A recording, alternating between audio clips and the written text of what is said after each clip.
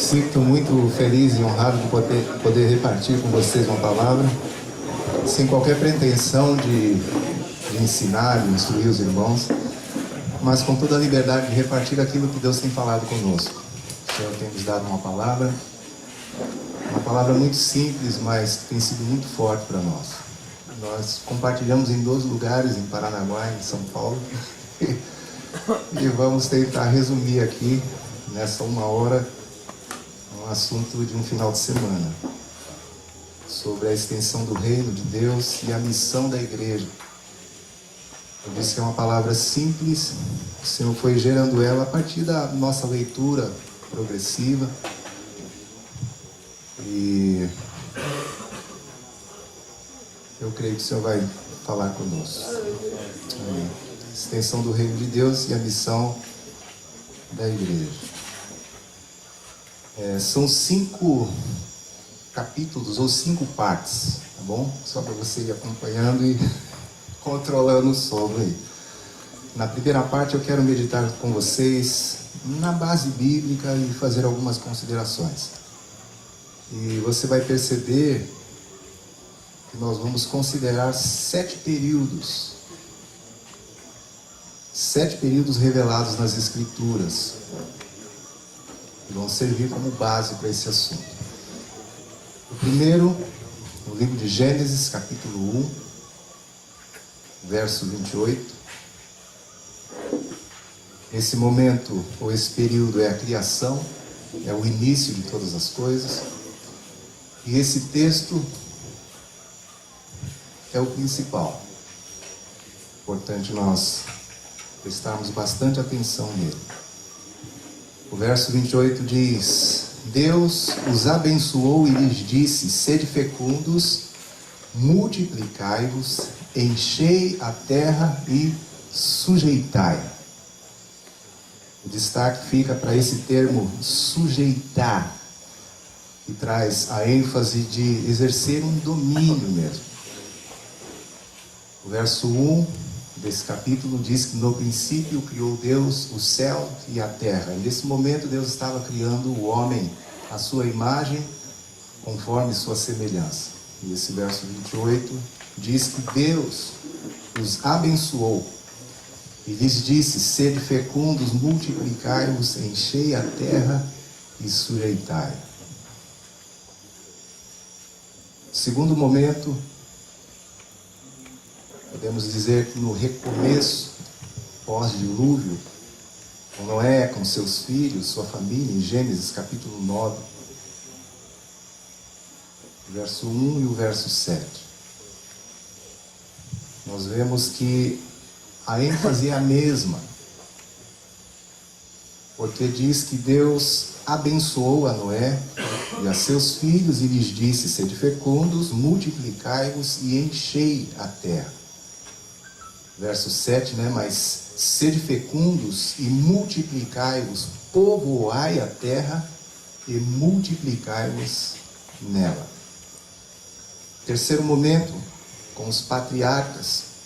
Temos alguns textos um pouco extensos, peço que você tenha paciência. Primeiro, no capítulo 12 de Gênesis, a partir do verso 1, falando a Abraão: ora, disse o Senhor a Abrão: sai da tua terra, da tua parentela e da casa de teu pai, e vai para a terra que te mostrarei. De ti farei uma grande nação, e te abençoarei, e te engrandecerei o nome. Se tu uma bênção, abençoarei os que te abençoarem, e amaldiçoarei os que te amaldiçoarem. Em ti serão benditas todas as famílias da terra. Aí no capítulo 13, verso 14 ao 17,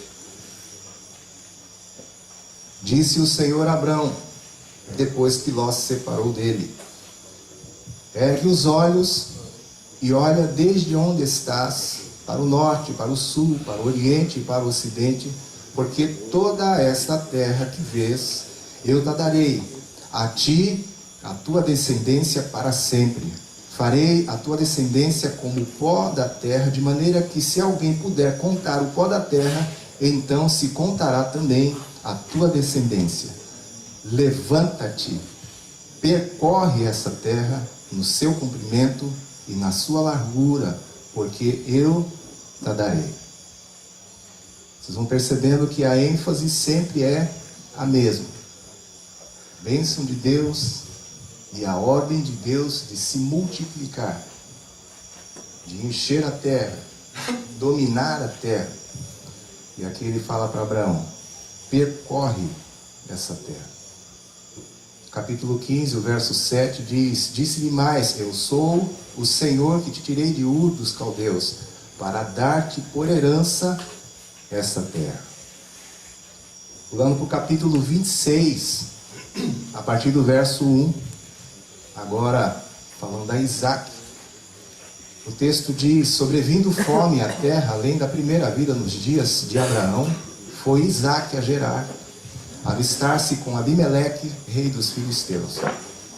Apareceu-lhe o Senhor e disse: não desças ao Egito, fica na terra que eu te disser, habita nela, e serei contigo, e te abençoarei, porque a ti e à tua descendência darei todas estas terras, e confirmarei o juramento que fiz a Abraão, teu pai.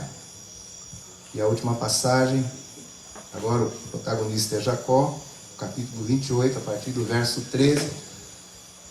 Perto dele, ou de Jacó, estava o Senhor, e lhe disse: eu sou o Senhor, Deus de Abraão teu pai e de Isaac, Deus de Isaac. A terra em que agora estás deitado, eu te darei a ti e à tua descendência. A tua descendência será como o pó da terra, estender-te-ás para o ocidente e para o oriente, para o norte e para o sul. Em ti e na tua descendência serão abençoadas todas as famílias da terra. Eis que eu estou contigo e te guardarei por onde quer que fores, e te farei voltar a esta terra, porque te não desampararei até cumprir eu aquilo que te hei referido. Já vimos a criação, pós-dilúvio com Noé, sua família, os patriarcas. Nesse quarto momento vamos meditar em Moisés. Livro de Êxodo, capítulo 3, verso 6 ao verso 8. Disse mais: eu sou o Deus de teu pai, o Deus de Abraão, o Deus de Isaac e o Deus de Jacó. Moisés escondeu o rosto porque temeu olhar para Deus. Disse ainda o Senhor: certamente vi a aflição do meu povo que está no Egito, e ouvi o seu clamor por causa dos seus exatores. Conheço-lhe o sofrimento, por isso desci a fim de livrá-lo da mão dos egípcios e para fazê-lo subir daquela terra a uma terra boa e ampla, terra que mana leite e mel, lugar do cananeu, do Eteu, do amorreu, do ferezeu, do eveu, do jebuseu. Portanto, disse eu: far-vos-ei subir da aflição do Egito para a terra do cananeu, do Eteu, do amorreu, do ferezeu, do eveu, do jebuseu, para uma terra que mana leite e mel. Esse é o verso 17. Então, capítulo 6, a partir do verso 2. Falou mais Deus a Moisés e lhe disse: eu sou o Senhor. Apareci a Abraão, a Isaac, a Jacó como Deus Todo-Poderoso, mas pelo meu nome, o Senhor, não lhes fui conhecido. Também estabeleci a minha aliança com eles para dar-lhes a terra de Canaã, a terra em que habitaram como peregrinos. Ainda ouvi os gemidos dos filhos de Israel, os quais os egípcios escravizam, e me lembrei da minha aliança. Portanto, dize aos filhos de Israel: eu sou o Senhor, e vos tirarei de debaixo das cargas do Egito, e vos livrarei da sua servidão, e vos resgatarei com o braço estendido, com grandes manifestações de julgamento. Tomar-vos-ei por meu povo, e serei vosso Deus, e sabereis que eu sou o Senhor, vosso Deus, que vos tiro de debaixo das cargas do Egito. E vos levarei à terra a qual jurei dar a Abraão, a Isaque e a Jacó, e vou-la darei como possessão. Eu sou o Senhor. Já vimos 4 momentos e muda um pouco o cenário as circunstâncias, as situações, mas o propósito é o mesmo. A palavra de Deus não muda, a vontade do Senhor não muda, é a mesma. No quinto momento, após Moisés, o Senhor levanta Josué. No capítulo 1, texto muito conhecido de todos nós, a partir do verso 1. Sucedeu, depois da morte de Moisés, servo do Senhor, que este falou a Josué, filho de Num, servidor de Moisés, dizendo: Moisés, meu servo, é morto, dispõe-te agora, passa esse Jordão, tu e todo este povo, a terra que eu dou aos filhos de Israel. Todo lugar que pisar a planta do vosso pé, vô-lo tenho dado, como eu prometi a Moisés. Desde o deserto e o Líbano até o grande rio, o rio Eufrates, toda a terra dos heteus até o mar grande, para o poente do sol será o vosso limite. Ninguém te poderá resistir todos os dias da tua vida. Como fui com Moisés, assim serei contigo. Não te deixarei, nem te desampararei. Sê forte e corajoso, porque tu farás este povo herdar a terra que sob juramento prometi dar a seus pais. Pode virar para o seu irmão e dizer: ser forte e corajoso.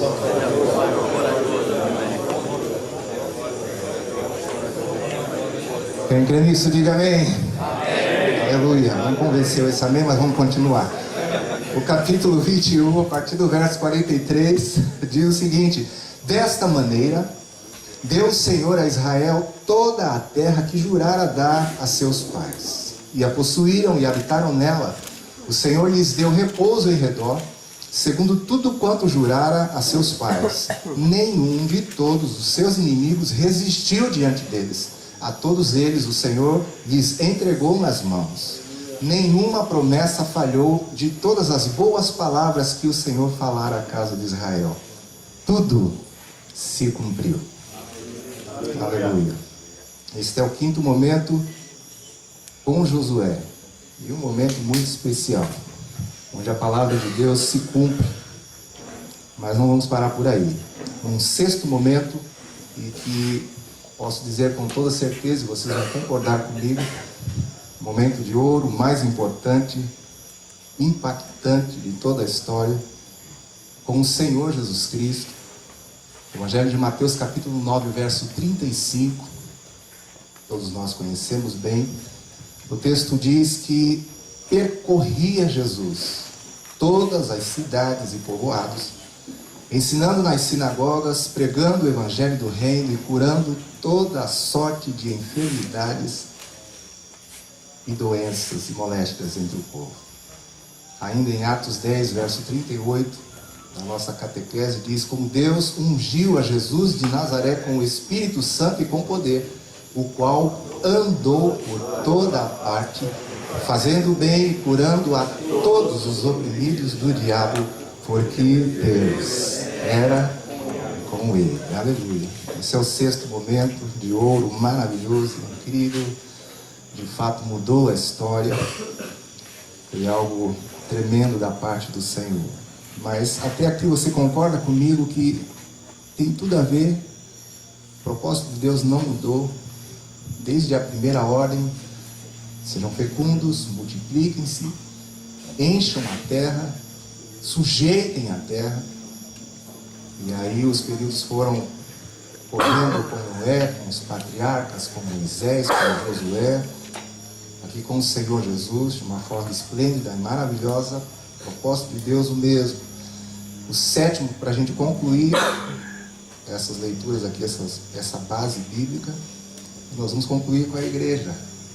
Jesus foi a época de ouro, mas agora também chegou a nossa vez. Amém, meus amados irmãos? Diga para o seu irmão: chegou a nossa vez.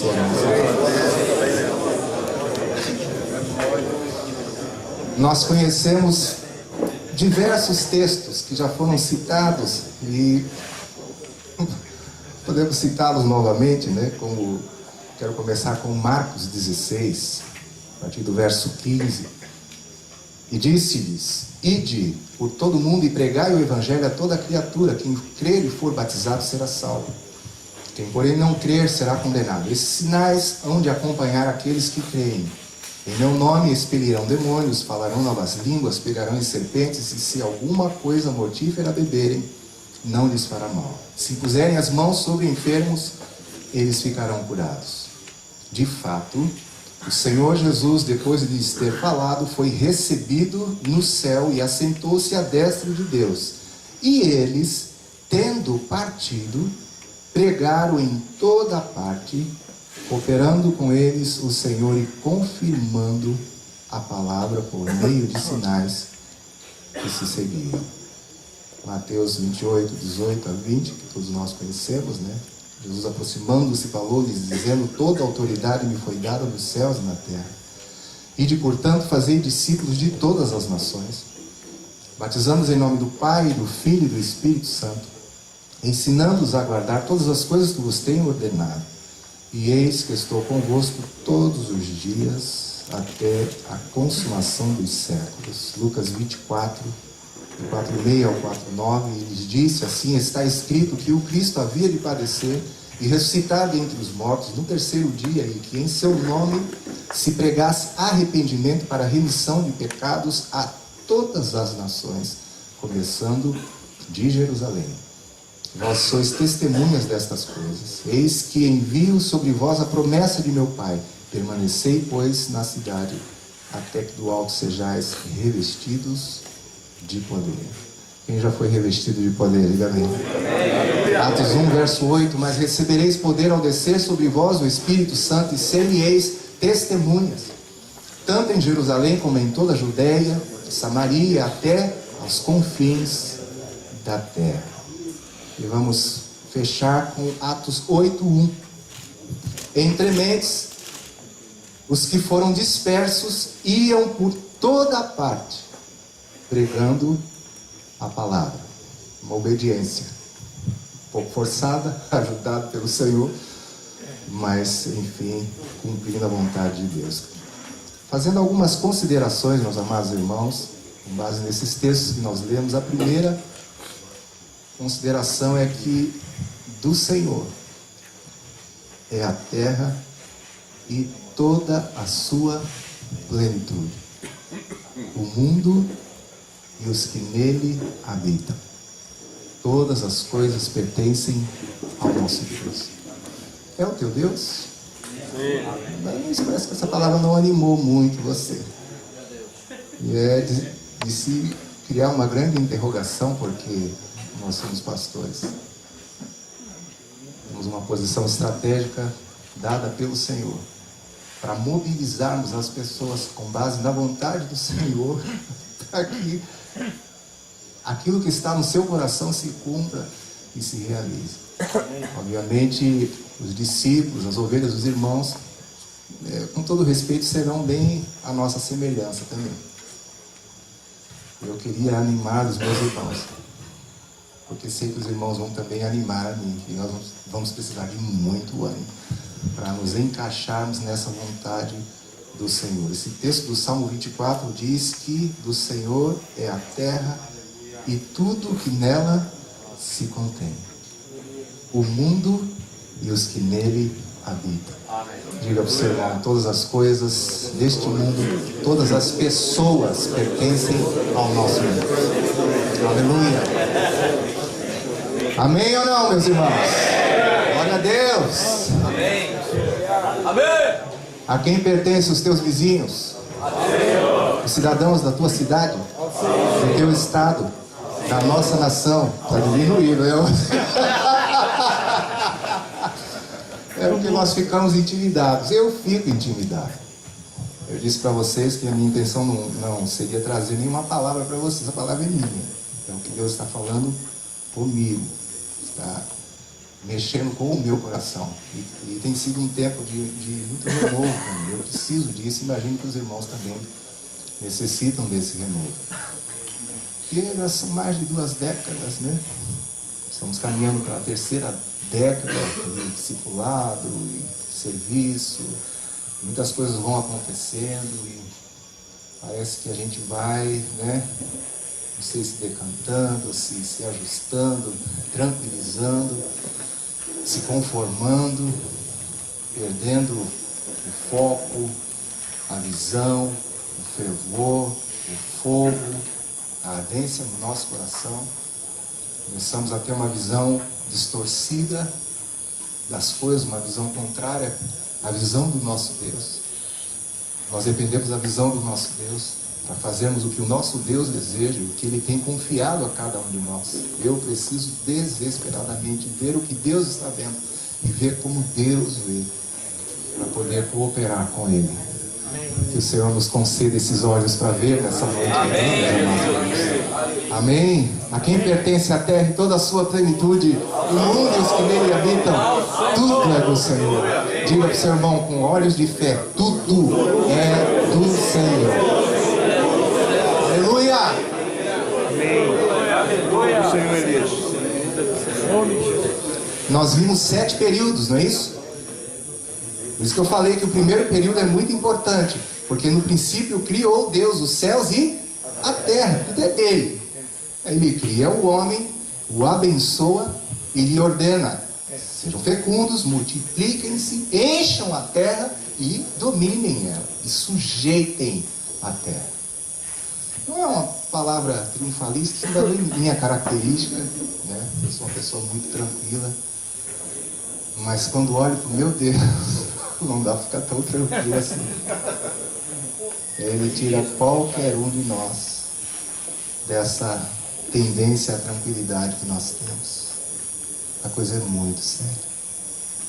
Você percebeu, com certeza conhece, talvez até mais do que eu, as Escrituras. De um período para outro, muita coisa ia acontecendo. Imagina o que aconteceu da criação até Noé. Mas Deus não mudou. Sejam fecundos, multipliquem-se, encham a...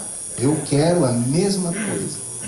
Eu criei, é meu, me pertence, e eu estou delegando a vocês essa autoridade, essa graça, abençoando vocês, para que se multipliquem e encham a terra. Aleluia.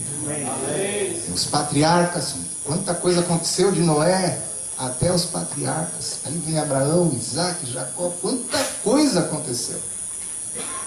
Deus desejando a mesma coisa, né? O panorama muda um pouquinho, uma situação ou outra, né? Começa com um casal, daí depois uma família, aí depois vem trazendo a ênfase de uma nação. Vou fazer de você uma grande nação, mas a ênfase é a mesma: percorre a terra, né? Vou abençoar vocês, multiplicar vocês, vou dar a vocês esta terra.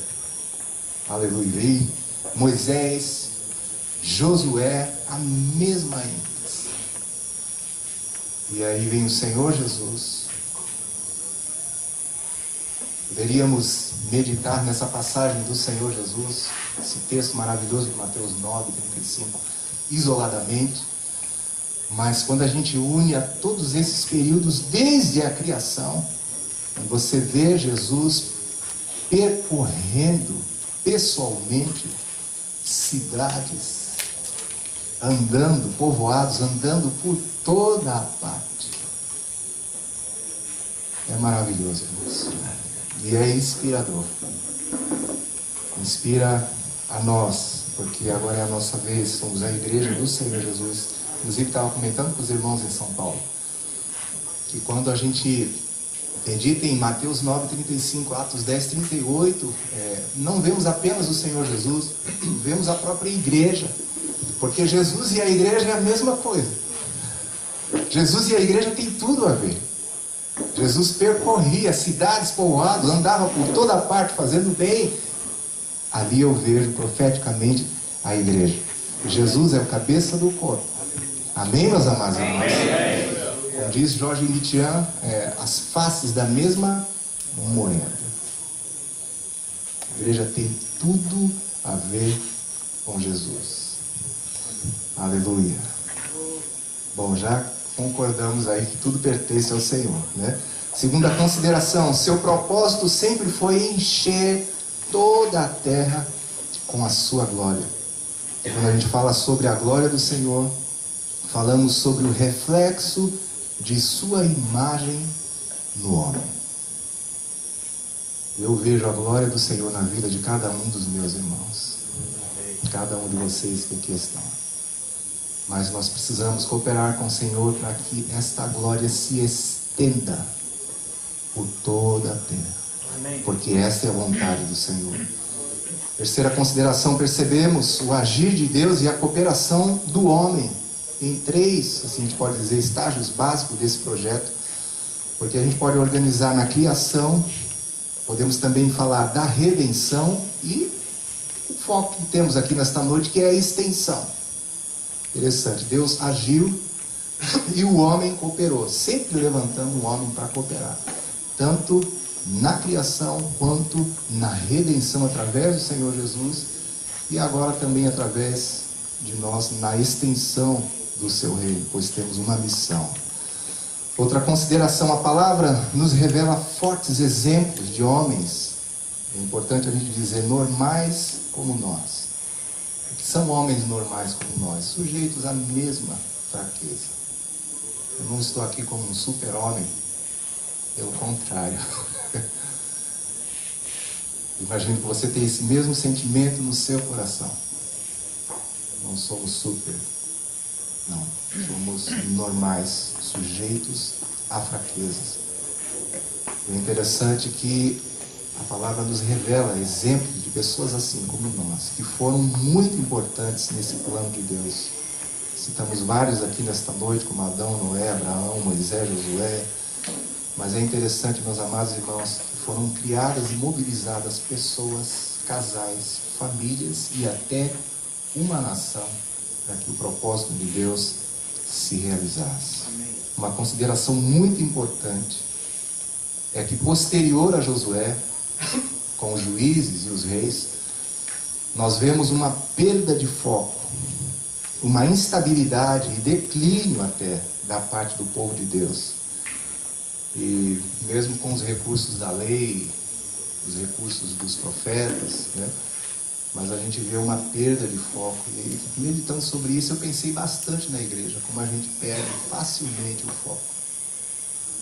E quando perdemos o foco, começamos a declinar. Não apenas estagnar.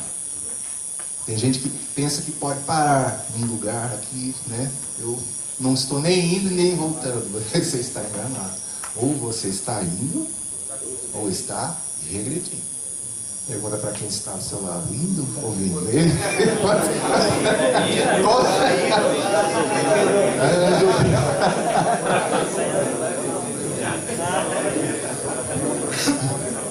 Aleluia. Mas todos iremos, amém, meus irmãos? Todos iremos. Louvado seja o nome do Senhor. Ai, Jesus. Não somos dos que retrocedem. Não somos dos que retrocedem, com certeza. Houve um desvio de objetivo. Você concorda comigo?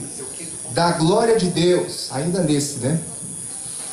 Da glória de Deus para o bem-estar do homem. Eu nunca tinha parado para pensar. Você vai ver nas promessas de Deus, fala ali, vai libertar o povo do Egito, levar para uma terra, e eles gostaram da ideia. E gostaram da terra. Mas como perderam o foco da vontade do Senhor, perderam a terra posteriormente. Nem nela ficaram. Eu não sei quais são os desejos do nosso coração como igreja. Conquistar o quê? Mas nosso foco está no quê? Qual é o objetivo? Se é a glória de Deus, bem-estar. Mas se for o nosso bem-estar, eles perderam, não sei se eu posso dizer isso, né? Uma perda de usufruto. E até a inversão de posse e mordomia, porque é estranho. Princípio criou Deus o céu e a terra. Aí ele abençoa, dá aquela ordem para se multiplicarem, sujeitarem a terra.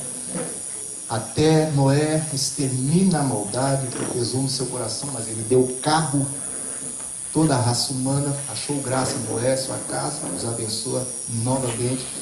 Mas novos períodos vão chegando, e aí você vê agora ele dizendo o seguinte: vou levar vocês para a terra do Amorreu, do Eveu, do Jebuseu.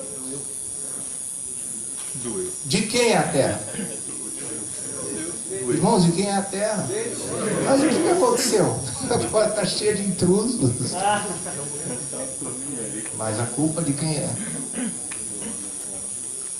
Eu não sei se isso incomoda você. Eu moro numa cidade, até tenho estado pouco nela, né? Mas são quase 300 mil habitantes. E a maioria é Jebuseu, Amorreu, Perezeu.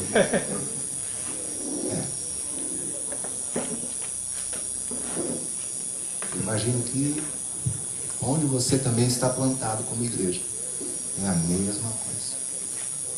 Mas calma, Salmo 24. Do Senhor é a terra e tudo que nela se contém. Mas é interessante, eles perderam. Houve uma inversão de posse. Mas a terra pertence ao Senhor. Outra consideração. No entanto, o Senhor levantou algo superior, algo novo e já previsto, mas com o mesmo foco. Como afirmamos, a promessa se cumpriu e as últimas etapas do plano de Deus iniciaram por meio de Jesus e da igreja. E eu peço ao Senhor revelação, meus amados irmãos, para que eu possa ver que o propósito e o reino, eles se fundem, eles andam juntos, tanto para vivermos quanto para proclamarmos e também estendermos o reino e o domínio do nosso Deus. Eu me nego a pensar que isso é uma frase de efeito, é um chavão, é um objeto de memorização. Eu creio que essa é a verdade, que essa é a vontade do Senhor. E nós temos uma responsabilidade muito grande como igreja. Plenamente, totalmente possível de ser realizado. Porque o Senhor é quem opera e realiza todas as coisas. Agora, você crê nisso? É?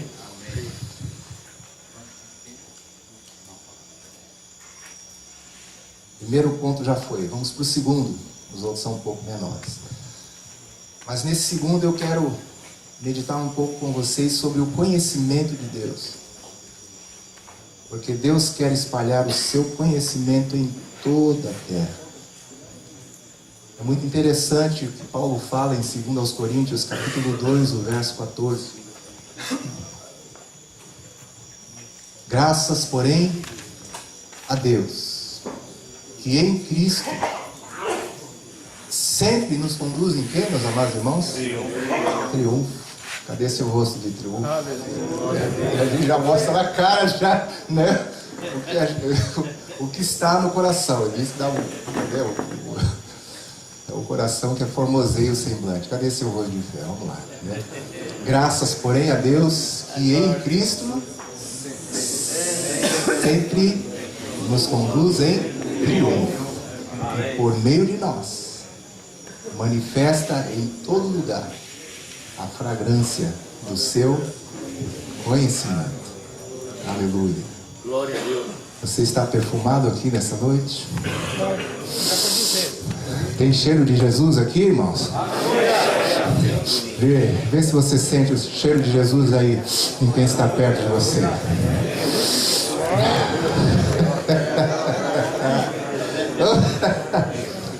Aleluia! O que Paulo está querendo dizer é tornar o Senhor perceptível, sentido, visível, através de cada um de nós. Nós estamos aqui como os pastores, mas levarmos isso para a igreja. Deus quer manifestar em toda parte a fragrância do seu conhecimento. Eu fiquei até pensando assim, eu creio que o Espírito Santo, como já foi falado aqui nesses dias, já está trabalhando entre nós. Porque parece que a gente se perfuma muito para nós mesmos. Né? Queremos cheirar Jesus um para o outro. Mas o texto diz que ele quer manifestar em toda parte a fragrância do seu conhecimento. Você se perfuma para um irmão, Deus quer que esse perfume seja manifestado para os perdidos. Amém? Quem recebe essa palavra? Amém. Glória a Deus. Aleluia. Louvado seja o nome do Senhor Jesus. Nossa luz, como disse o Senhor Jesus em Mateus 5, deve brilhar perante todos os homens. Mas a aplicação dessa palavra aqui de Paulo, nós vemos nesses que foram utilizados como exemplo na base desse tema. Por exemplo, em Gênesis capítulo 26, você pode abrir comigo a aplicação. Verso 26 até o 29. De Gerar foram ter com ele, com Isaac, Abimeleque e seu amigo Alzate, e ficou o comandante do seu exército. Disse-lhes Isaac: por que vindes a mim? Por que viestes a mim? Pois me odiais e me expulsastes do vosso meio. Eles responderam: vimos claramente que o Senhor é contigo. Então dissemos: haja agora juramento entre nós e ti, façamos aliança contigo. Jura que não nos farás mal, como também não te havemos tocado, e como te fizemos somente o bem, e te deixamos ir em paz. Tu és agora o abençoado do Senhor. Isso aqui para mim é o cheiro do conhecimento de Deus. Eles chegam para Isaac. Nem Isaac sabe que está cheirando. Porque quando eles chegam para Isaac, Isaac está cheio de dodói. Eles vieram a mim, me expulsaram, me humilharam, me rejeitaram, me expulsaram do meio de vocês. Essa postura tímida, ignorante quanto a quem é o nosso Deus, quem somos nele, o que ele tem concedido a nós, infelizmente você pode trazer isso para a igreja. Porque infelizmente a tendência da igreja é ter essa mesma atitude de Isaac, encolhida, tímida, autodepreciativa, humilhado. E Deus precisa usar os intrusos, os incrédulos, para dizer para Isaac quem Isaac é. Como muitas vezes o próprio incrédulo tem falado para a igreja o que a igreja é. Vimos claramente que o Senhor é contigo. Isso é o cheiro do conhecimento de Deus. Eles sentiram esse cheiro, perceberam isso em Isaac. Nós falamos muito sobre o reino, irmãos. Falamos sobre o reino e essa palavra é maravilhosa, mas ela não pode ser uma teoria e uma coisa trabalhada somente aqui nesse nosso contexto. Nós sabemos muito bem. Agora o cheiro desse conhecimento de Deus precisa ser exalado fora. Eu não sei se você já tem tido essa experiência. Se não tem, vamos buscar no Senhor. Porque o desejo do meu coração é isso. Eu quero buscar no Senhor para que o mundo comece a sentir, perceber, aleluia, o conhecimento de Deus na minha vida, na vida da igreja, na vida dos discípulos, porque essa é a vontade do Senhor. Nós estamos cheirando bem aqui entre nós, mas esse cheiro precisa sair, aleluia, e alcançar os perdidos. Você concorda comigo, irmão? Aleluia. Tu és agora o abençoado do Senhor. Eles falaram com Isaac. Pelo jeito que Isaac introduziu aqui a conversa, talvez ele... Eu? Sei. Vira para quem está do seu lado, olha nos olhos do teu irmão e diz: você é o abençoado do Senhor. Aleluia. Diga para o seu irmão: perfuma, meu irmão. Aleluia. Diga: eu sinto um cheiro de vida em você. O cheiro de Jesus. O cheiro do conhecimento do Senhor Jesus. Aleluia. Glória a Deus. Gênesis 41. Capítulo 41. Estou sentindo um cheiro gostoso aqui nessa noite. Verso 38.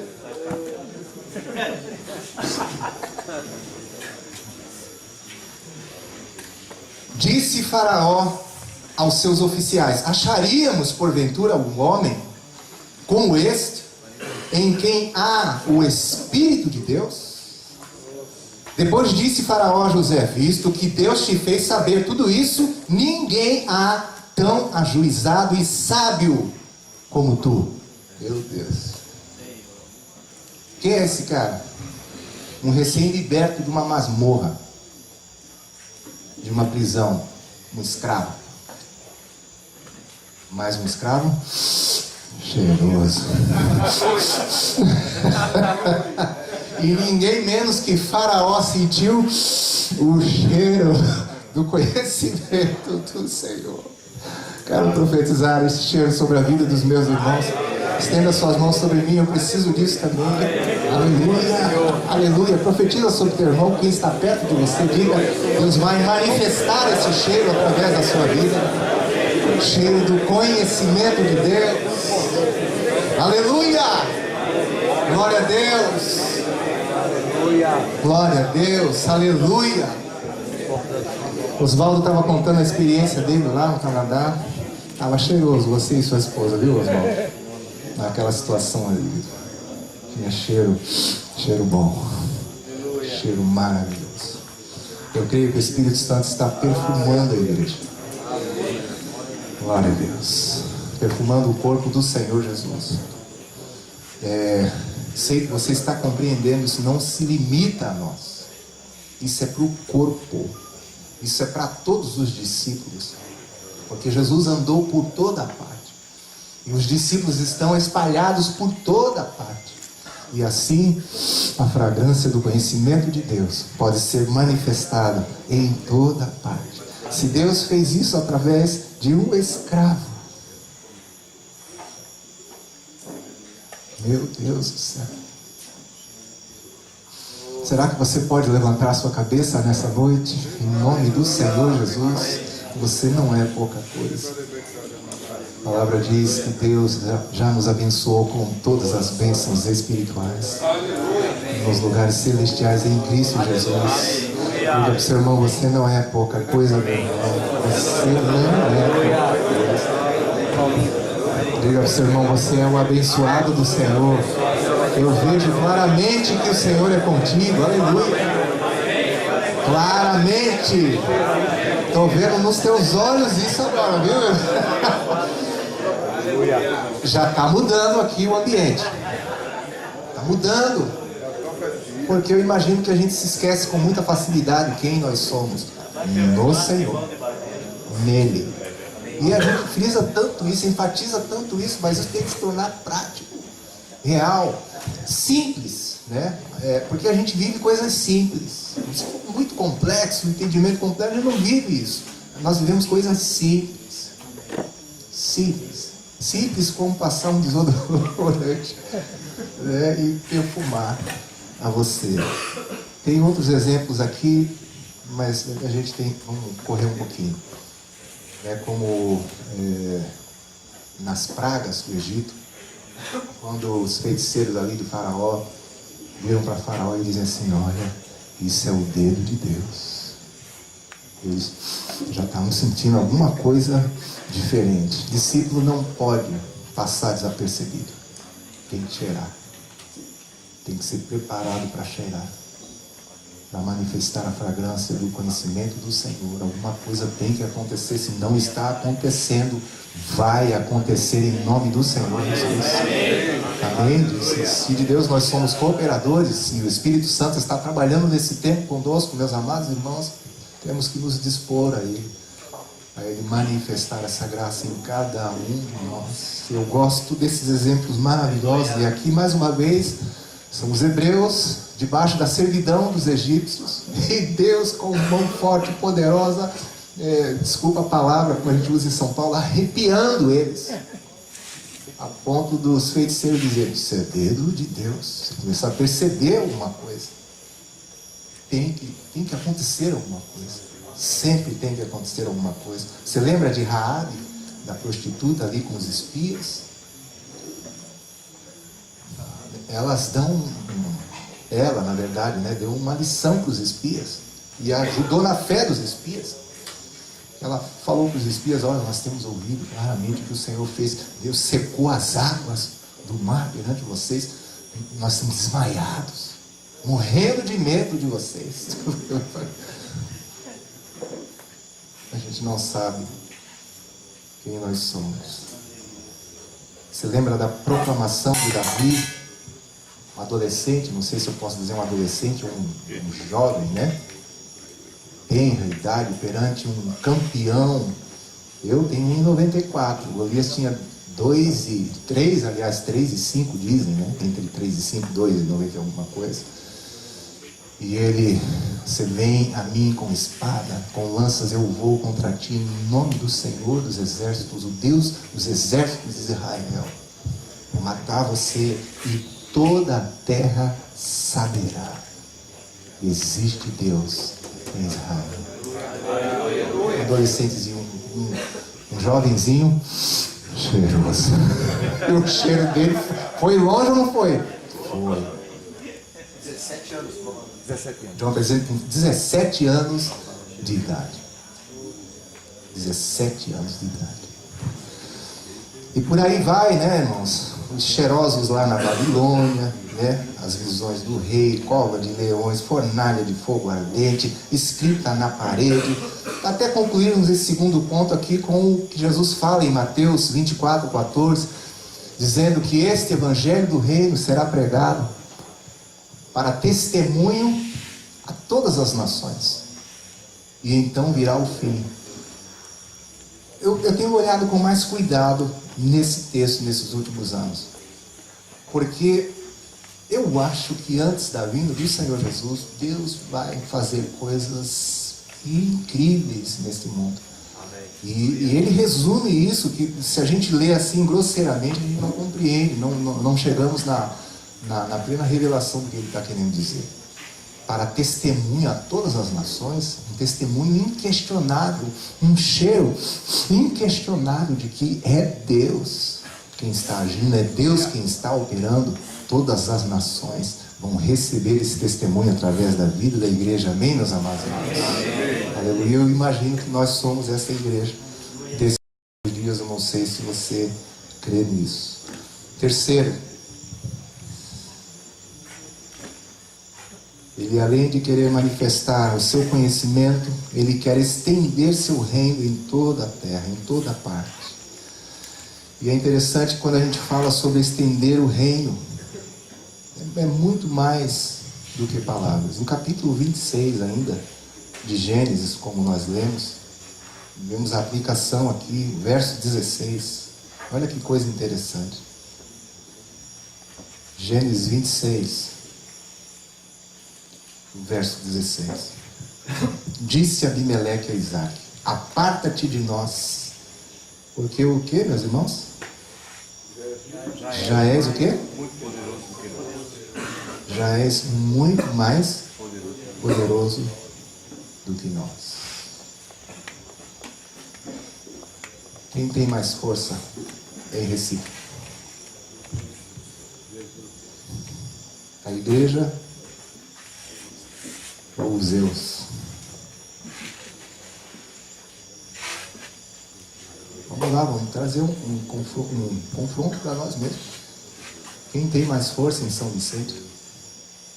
Nós somos um grupo de... Não interessa o número. O que importa é que o Senhor está conosco. Aleluia. Quem é mais forte no Canadá, Oswaldo? Na Suécia, quem é, Fred? É o Senhor. E onde está o Senhor? Em nós. Em cada um. O Senhor está na igreja. E mais uma vez, é o incrédulo que abre os olhos dele e diz: você já é muito mais poderoso do que nós. Você lembra da história de Israel, né, dos hebreus também, Êxodo 1, onde o próprio faraó reconhece que eles eram muito mais numerosos e mais fortes do que os egípcios. Eles dominaram os hebreus por astúcia, diz o texto. Usemos de astúcia. Enganaram eles. Mas a realidade é que eles eram mais fortes e mais numerosos. Eu não estou gostando da sua face, de interrogação, de dúvida. Cadê aquela face de fé? Diga para quem está ao lado: eu creio. Ele está falando umas coisas esquisitas, mas eu creio. Mas essas coisas esquisitas estão escritas, né, irmãos? Estão escritas aqui. Foram com 70 pessoas que eles entraram no Egito, não é isso? 70 pessoas. Tem alguma igreja aqui com 70? Maravilhoso, hein? Glória a Deus. Glória a Deus. 2 milhões e meio. 2 milhões e meio. Muito mais forte, muito mais poderoso. Não vamos ler todos os textos, vamos correr um pouquinho, mas você lembra que na libertação do povo, e até ali com Moisés, com Josué, Deus sempre dizia o seguinte: olha, eu vou colocar o terror de vocês nos povos. Eles terão medo de vocês, eles virarão as costas para vocês. Como nós já lemos, ele falando a Josué: olha, ninguém te poderá resistir. A luta é séria. Eu estou ignorando as coisas que nós enfrentamos. Nós vamos olhar para as coisas que nós enfrentamos. Nós vamos olhar segundo a carne. Nós vamos dar de bandeja, de mão beijada para os intrusos. Ou nós vamos usar da fé e reconhecer que tudo é do Senhor. E que Deus tem delegado essa autoridade a cada um de nós. Amém, meus amados irmãos? Para nos multiplicarmos, enchermos a terra e sujeitarmos a terra. Para que Ele seja o cabeça sobre todas as coisas. Não teoricamente, de forma prática. Real, verdadeira, isso mesmo. É interessante que eu falei que o momento de Jesus, o momento de ouro, porque ele desfez as obras do diabo. Atos 10, 38, né? Andou por toda a parte fazendo bem e curando a todos os oprimidos do diabo. 1 João 3, 8 diz que para isto o Filho de Deus se manifestou, para destruir as obras do diabo. Algumas versões dizem para desfazer as obras do diabo. Quanta coisa terrível o diabo tem feito, aprisionado. Mais autoridade tem quem solta do que aquele que prende. E o Senhor é aquele que quebra os grilhões, quebra as cadeias, amém, meus amados? Se manifestou para destruir, para desfazer as obras do diabo. Interessante que delegou essa autoridade para a igreja, para pisarmos serpentes, escorpiões e toda a força do inimigo. E nada, disse ele, absolutamente nos causará dano. Quero concluir esse terceiro ponto, afirmando com base nas Escrituras que o reino e o rei, eles estão dentro de nós. O reino está dentro de nós e o próprio rei, o Senhor Jesus, está dentro de nós. Mas nós precisamos ver isso pela fé. Contemplando isso pela fé, agora precisamos proceder, agir, né? Pela fé. Viver por meio da fé. Daniel,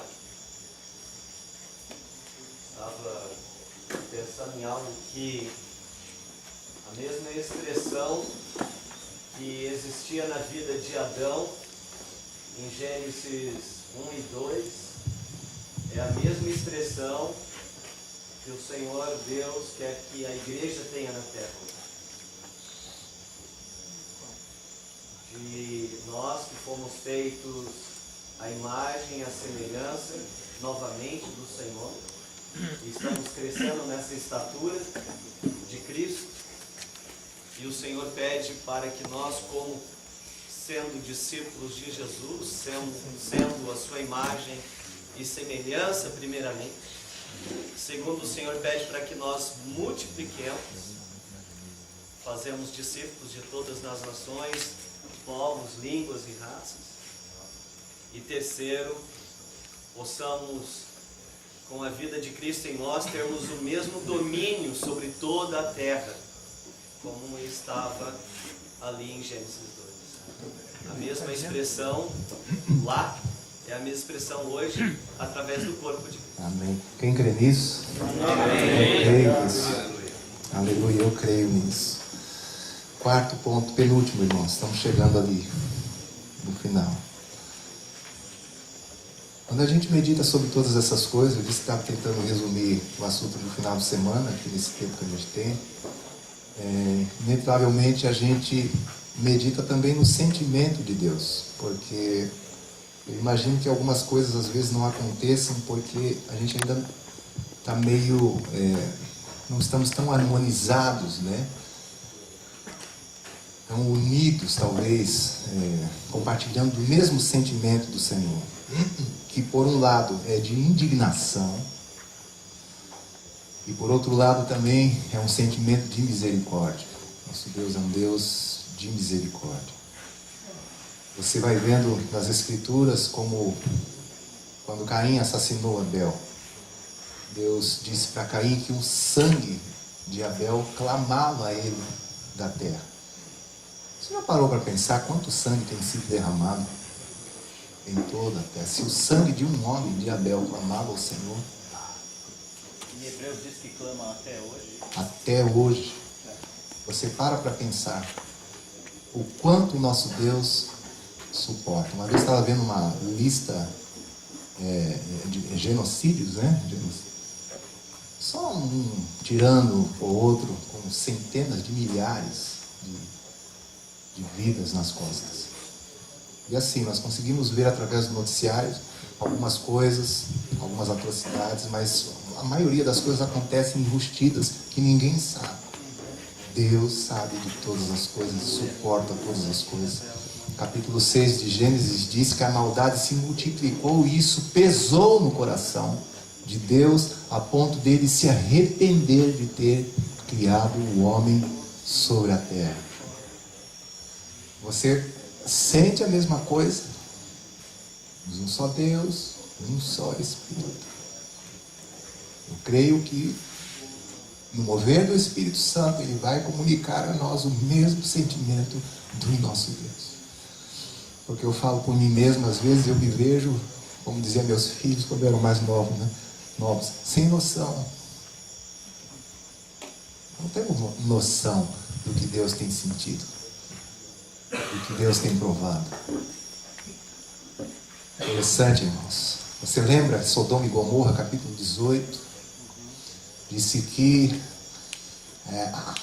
essas cidades clamavam, o clamor chegou até o Senhor a ponto dele descer para conferir se correspondia àquele clamor que chegava à sua presença, afedendo muito. A gente não para pensar nisso, mas Deus sente isso.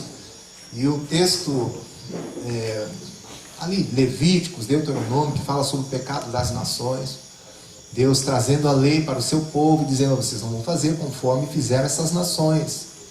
Eles praticaram esses pecados e é por isso que a terra vomitou e eu estou exterminando eles, tirando eles diante de vós. Não é pela justiça de vocês, é pelos pecados deles. Coisas terríveis, meus amados irmãos, que eles praticaram.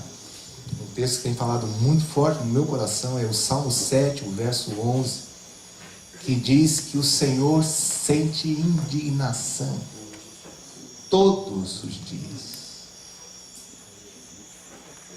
Deus é justo juiz. Deus que sente indignação todo dia.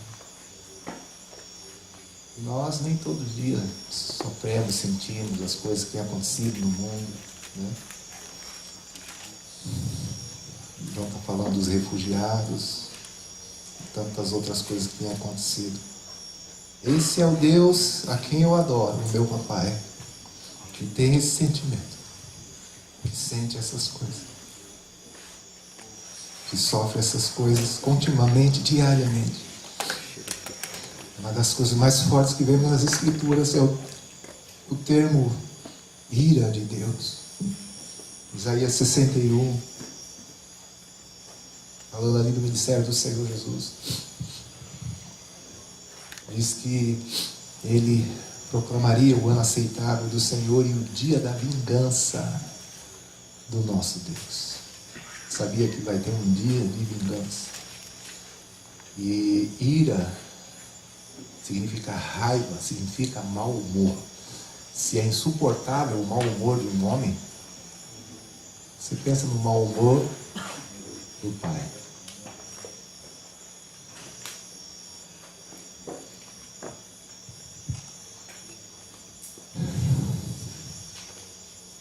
Mas por outro lado, segundo Pedro 3,9, Pedro diz que o Senhor não retarda a sua promessa, ainda que muitos a tenham por demorar. Mas ele é longânimo. Longânimo significa, ele é paciente em sofrer afrontas. Deus vai suportando com sua longanimidade. Ele é misericordioso. Então eu creio que nós precisamos compartilhar desse mesmo sentimento. Deus está sentindo essa indignação contra o pecado, mas essa misericórdia também. Precisamos estar próximos do coração de Deus, tendo o mesmo sentimento, porque assim poderemos cooperar com Ele. Mas quero concluir, meus amados irmãos, quinto ponto, o que podemos chamar de aspectos práticos para essa extensão do reino e a missão da igreja. Interessante que, como eu disse, né, o Senhor foi nos mostrando na leitura, nossa leitura progressiva em Josué capítulo 18.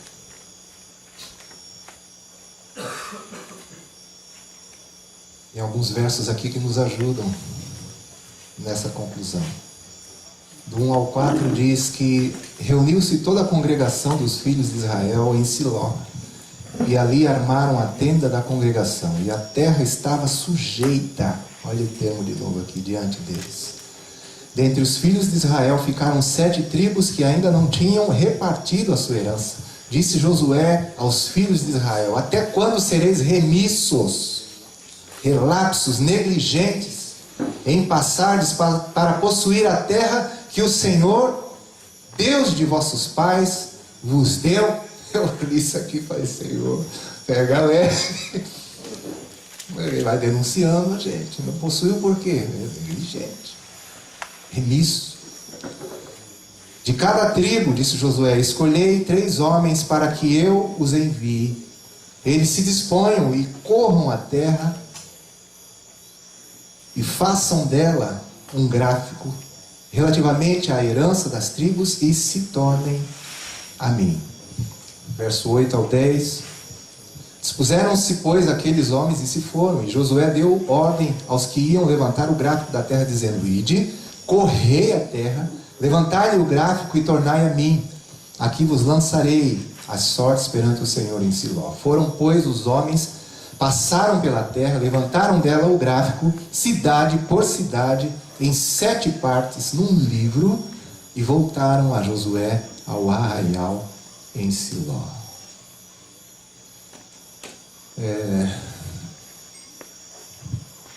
Quero fazer 3 observações desses aspectos práticos aqui.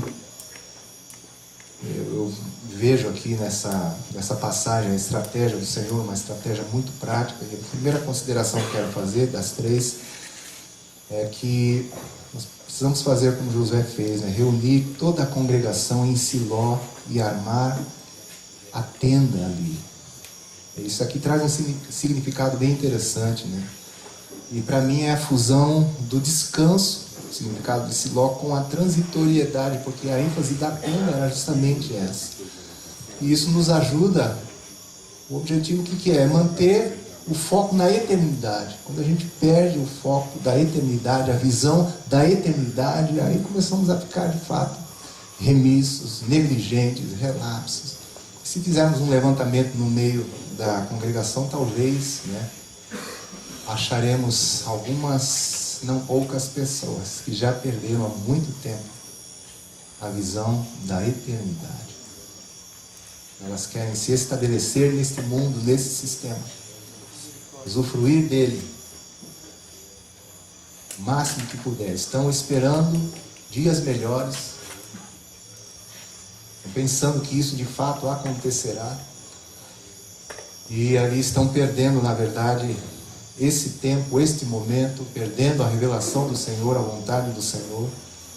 Nós precisamos reunir, meus amados irmãos, a igreja e manter esse foco, voltar os nossos olhos para a eternidade. O nosso Senhor está voltando, amém, meus amados irmãos? Aleluia. Nós não somos daqui. Diga para quem está do seu lado: nós não somos. Aleluia. Nós não somos daqui. Pergunta para o seu irmão: você está esperando dias melhores?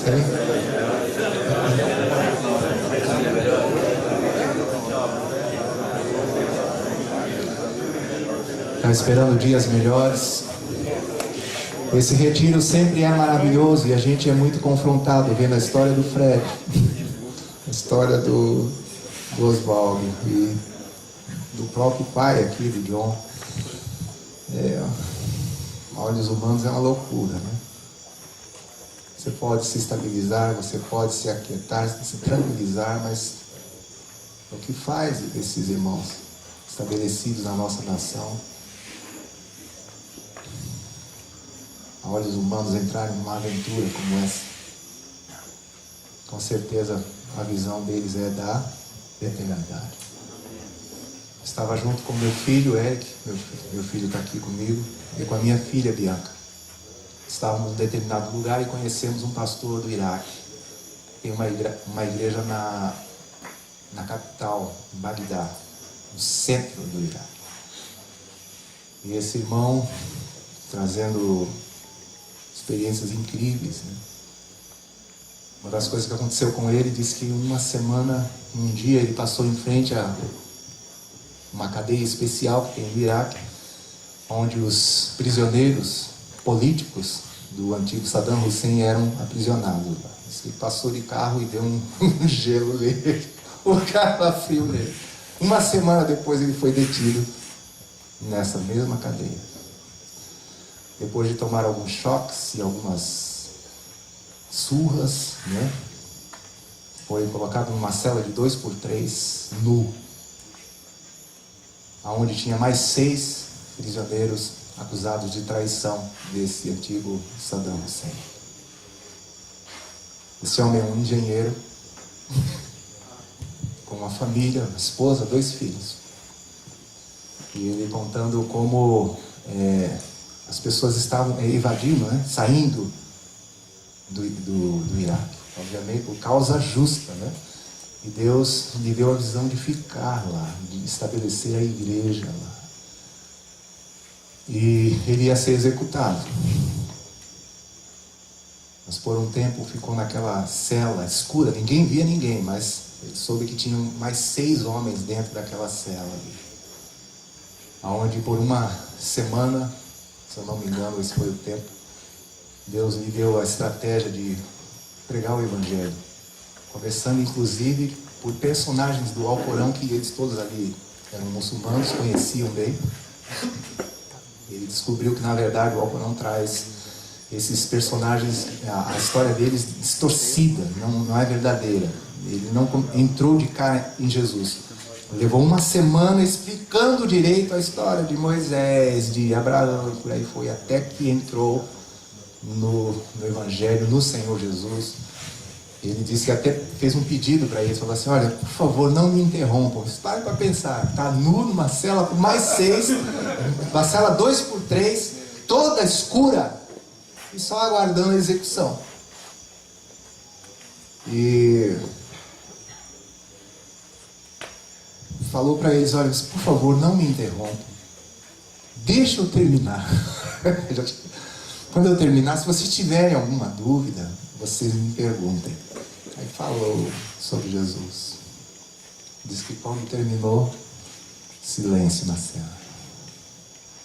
Foi ele concluir essa mensagem. Os carcereiros vieram, abriram e falaram para ele: olha, o Saddam revisou o seu caso, você está livre. Isso aconteceu quando os Estados Unidos invadiu o Iraque. Ele contando que a acusação manipulada dele era que ele era um espião da Marinha Americana. E eles, com medo dos americanos descobrirem que tinha um espião da Marinha Americana, eles mesmos condenaram ele dessa forma. E por causa dessa condenação tiveram que libertar ele, né? Quando os Estados Unidos invadiram o Iraque. E aí nós estamos conversando, batendo cabeça com o inglês, com ele ali, né? E aí ele olha pro meu filho e fala assim: olha, você parece com o povo, com o meu povo. Fica de pé, talvez nem todos conheçam meu filho, fica de pé, pessoal. Mas esse é meu primogênito, Eric. Olhou pro Eric e falou: você é músico, toca bateria, né? Poxa, nós estamos precisando tanto. Olhou para minha filha Bianca, morenão, de 1,75 m de altura. Uma morena bonita, falou para ela assim: olha, meu filho tem muito dinheiro. Ele ama Jesus. E você seria uma boa esposa para ele. É engraçado isso, mas entende, irmãos? Eu não sei se vocês conseguem compreender o que isso traz assim, para o nosso coração. O impacto que isso traz para o nosso coração. Conversamos com a Selma depois, a Selma falou: olha, eu prefiro que eles morram com o Senhor. Porque eles viram sem o Senhor. Aleluia. Nós somos chamados para isso. Amém, meus irmãos? Aqui não é o nosso lugar. Precisamos manter a visão na eternidade. Deus cuida de nós, né? Aleluia. Simão disse que foi um dia no supermercado, colocou o pé no supermercado, seu filho tocou o celular. Pai, tem um homem desesperado que precisa de aconselhamento, precisa ouvir a palavra de Deus, o senhor precisa voltar para casa agora. Ele disse: mas não tem nada em casa, as coisas básicas não tem em casa, eu preciso comprar alguma. Pai, o senhor precisa voltar, o cara está desesperado. Então, tá, eu vou comprar as poucas coisas aqui rapidamente e volto para casa. Pegou pão, leite, rapidinho com a esposa e voltou para casa. Quando chegou em casa, ouviu a notícia que tinham colocado 2 carros-bomba na frente daquele mercado, explodido o mercado. Mais de 100 pessoas foram mortas. E o cara que pediu o aconselhamento nunca apareceu. Deus sabe livrar, amém? Deus sabe livrar, aleluia. Diga para o seu irmão: mantenha o foco na eternidade. Mantenha o foco na eternidade. Segundo, são 3 pontos. O segundo é que nós precisamos trabalhar na correção das pendências e erros da missão. E aqui eu quero ver alguns erros baseados no que Deus quer, uma palavra que nós temos recebido do John já há muitos anos. E falta de conscientização. Nem todo mundo está conscientizado, sabe na verdade o que tem que fazer. E a culpa é nossa, porque nós é que instruímos os irmãos. Nós vamos instruir os irmãos, conscientizar os irmãos. Precisamos ter consciência da missão que a igreja tem, do plano de Deus, do propósito do Senhor. Falta de concentração. Se estamos conscientizados, por que a gente desvia tanto o foco? Precisamos nos concentrar no que Deus deseja nas nossas vidas. Além de nos concentrar, precisamos ser intensos, muito intensos. Jesus percorria incansavelmente. Precisamos ser intensos como o Senhor. Precisamos ter uma continuidade. Se começamos a fazer. Esses dias estava lembrando do início da igreja em São Vicente. Tivemos experiências tão fortes lá. A gente não sabia muito da doutrina. O João teve muita paciência conosco. E a Zaf trabalhando e a gente recebendo aos poucos. Mas vivíamos aquela vida simples. De vez em quando pegávamos os irmãos, fazíamos uma vigília na sexta-feira, e da vigília saíamos para a praia do Itararé, lá em São Vicente, a praça da cidade. Eu lembro uma vez que nós fomos para essa praça e proclamamos o Evangelho. Eu acho que tem alguns que estavam na época, né? Dani estava na época, Chico, também Sérgio. Tem alguns aqui que estavam nessa época. Aí, pregando o Evangelho, batizando as pessoas naquela mesma madrugada, os meninos de rua. Lembro até hoje de um menino chamado Eric. Nós pregamos o Evangelho, ele recebeu o Senhor, foi batizado na praia, aquela mesma madrugada. Corremos para uma pousada que tinha ali, instalamos aqueles meninos naquela pousada. E esse menino chamado Eric saiu por alguma razão da pousada para fazer alguma coisa naquela madrugada em que ele recebeu o Senhor e foi batizado, ele foi assassinado. Mataram ele naquele momento. E quantas vezes, mas eu fico imaginando assim, pensando, né, comigo mesmo, por que não continuamos? Se a gente mudava de salão, tinha um salão que nós nos reuníamos lá, aí começou a ficar pequeno, mudamos para um outro salão, em um salão hostil, onde a vizinhança já tinha fechado uma igreja universal. E era pau e pedra direto, aquele salão da Tupi, né? Pedrada, e o pessoal hostil, uma tristeza. Aí nos mudamos para aquele salão. E aí tomamos algumas pedradas. Aí pegamos os irmãos, vamos rodear isso aqui, vamos andando. Olha, funciona andar, viu?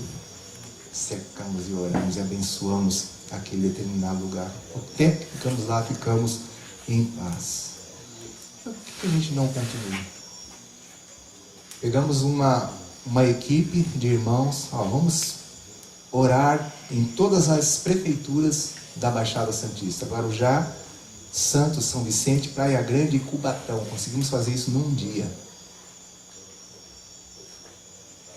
Conseguimos entrar em algumas prefeituras, outras ficamos mais próximos, mas eu lembro que posteriormente, olha só as coisas que aconteceram.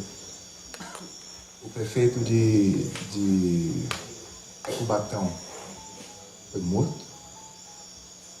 O de Guarujá, envolvido em corrupção, foi preso. Coisas começaram a acontecer. Mas por que não continua? Por que não continuamos? Precisamos dar continuidade. Precisamos romper com a autopreservação, porque o sacrifício faz parte. Diga para o seu irmão, faz parte se sacrificar, viu? Faz parte.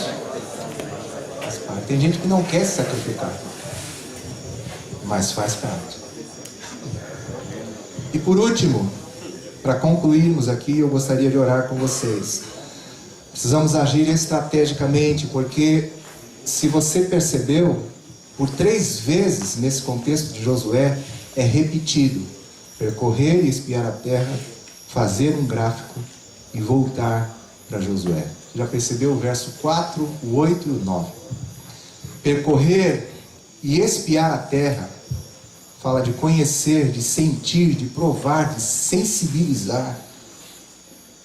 Jesus levou seus discípulos em Mateus 9. Diz que ele, vendo as multidões, disse aos seus discípulos: a seara na verdade é grande, mas os trabalhadores são poucos. Rogai, pois, ao Senhor da seara, mande trabalhadores para a sua seara. Meus amados irmãos, a gente anda de carro, de bicicleta, de moto, mas é tão diferente quando a gente anda a pé. E uma das características da igreja de São Vicente sempre foi caminhadas de oração. Caminhada de oração. Íamos de 2 em 2, orando, aí quando dava, abordava quem tinha que abordar, mas assim, era direto. Chamavam de caminhada de oração. Só que quando você percorre a pé, você consegue perceber coisas que de carro você não percebe. Tem lugares em São Vicente, que é uma rua, do lado é uma miséria, uma coisa terrível, escura. Do outro lado você vê uma prosperidade, algo claro. As pessoas, tem muito morador de rua hoje em dia, em São Vicente, muito próximos ali da nossa residência. Interessante que nós recebemos uma visita esses dias, né? Alguém tocou na campainha da nossa casa. Quando a gente abre, era um rapaz de 18 anos de idade, já com 2 filhos nas costas. Morador da cidade de Praia Grande, que estava em São Vicente. E aí a gente começou a falar com ele: o que está fazendo aqui, rapaz? Eu sei que fomos trazendo o evangelho para ele, quando começamos a entrar na questão de liberação de perdão, de arrependimento, de voltar, reconciliar com sua mãe, com a mulher com quem ele tinha tido os filhos, a luz da rua inteirinha apagou. Precisamos percorrer espiar a terra. Você já conhece bem a cidade onde você está plantado? Já puxou a ficha dela, a história dela? Sabe quantas pessoas tem? Eu fiquei muito impactado no final do ano passado. Fui convidado para ministrar com um grupo de irmãos em Manaus, no Amazonas. E tem um amigo, um irmão que é muito próximo nosso, de uma outra denominação lá, que é militar. Aí ele foi me visitar, onde eu estava lá alojado com esses irmãos. Ele falou assim: esse lugar aqui é zona vermelha. Aí eu falei: o que é isso? Ele falou: rapaz, isso aqui é o bairro mais pesado que teve em Manaus, né? Terrível isso aqui. Mas nesse lugar terrível, uma igreja incrível. Um povo maravilhoso, expressivo. E eu andando que nem um bobo, né? Todo arrumadinho na rua da casa do irmão até o lugar de reunião, sem imaginar que aquele lugar era assim. Mas nada me aconteceu. Os anjos do Senhor estão ao nosso redor, amém, meus amigos? Percorrer e espiar a terra. Diga para o seu irmão: vamos percorrer e espiar a terra. Aleluia! Segundo, fazer da terra um gráfico, cidade por cidade, que são registros, anotações, história, de uma forma dinâmica, não teórica. Neemias fez isso, irmãos. A construção dos muros ali da cidade de Jerusalém, percorreu. Você lembra de Ezequiel? O Senhor fez ele andar no vale. Nós vamos ter que andar, vamos ter que observar, fazer da terra um gráfico, os registros, cidade por cidade. Feito isso ali na Baixada Santista, né? E aos poucos Deus vai se estendendo. Praia Grande, Sérgio já está lá. Mas Mongaguá, Itanhaém, Peruíbe, já tem irmãos, família aqui, outra ali, mas aos poucos Deus vai levando. E por último, voltar a Josué. Josué eu vejo que é uma figura, um tipo de Cristo, né? E isso aqui para mim é muito importante, porque esse voltar para Josué, depois de percorrermos a terra, fazermos o gráfico, nós precisamos orar e compartilhar isso com o Senhor. Muito foi falado sobre dependência de Deus aqui nesses dias. E eu creio nessa dependência do Senhor. Receber visão, receber direção, mas receber em detalhes e com clareza. Porque se a gente... Vamos fazer um retrospecto das Escrituras. O que aconteceu com Pedro? Deus deu endereço para ele. O que aconteceu com Ananias, que foi ministrar com Saulo? Deus deu o endereço e o nome do cara. O eunuco mandou ele ir exatamente num caminho, e é engraçado porque o contexto diz assim: se acha deserto. Vai para o lugar que, né? E este se acha deserto. Mas Deus mandou. Quando a gente fala sobre depender de Deus, eu imagino que Deus tem coisas específicas para nos revelar. Porque às vezes a gente até realiza uma obra por nós mesmos. Vamos, andamos, fazemos, pregamos. Tá, tudo bem, isso é válido. Mas quando Deus nos mostra, quando Deus nos revela em detalhes, é diferente. É muito diferente. Mas é que a gente geralmente está muito ocupado. Nós somos muito impacientes. E alguns anos atrás Deus já falou fortemente comigo sobre isso. Ele não ouve ocupados, não ouve apressados, nem distraídos. É uma ofensa perante o Deus Criador dos céus e da terra. Nós temos uma postura como essa. Precisamos nos aquietar, até ouvir como Isaías a voz do Senhor: a quem enviarei? Quem há de ir por nós? Amém? Eu quero orar junto com vocês, meus amados irmãos. Esse tem sido o clamor do nosso coração.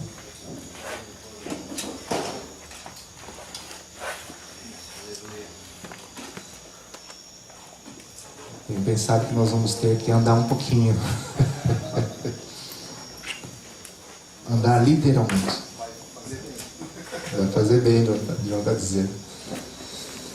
Andar mesmo. Sair dos nossos salões, até da igreja na casa. que às vezes a gente falou tanto sobre as estruturas, os salões, mas a igreja na casa virou uma estruturinha também. Como os discípulos do Senhor Jesus, na morte do Senhor Jesus, estavam trancafiados, escondidos dentro de uma sala, presos ali dentro. A gente sempre está procurando um lugar para se esconder. E estava vendo os irmãos falando da hostilidade na Europa, mas no Brasil também tem.